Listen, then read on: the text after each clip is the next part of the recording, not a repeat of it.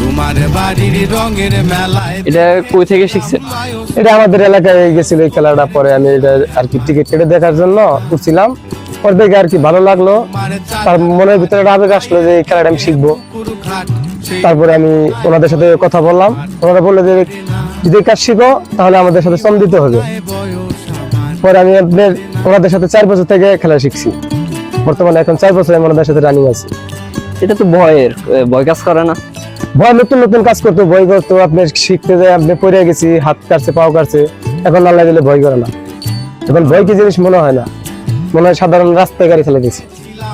না, আমাদের কাছে তো দূর থেকে মানে ভয় কাজ করে। এরকম আমাদের কাছে লাগতো প্রথম, কিন্তু এখন লাগে না। যে কোনো জিনিস করতে করতে আর কি চর্চা হয়ে যায়, এখন আমাদের চর্চা হয়ে গেছে। এখন আমাদের ভিতরে ভয় কি জিনিস নাই। পারে না সেই ভাবনায় বয়স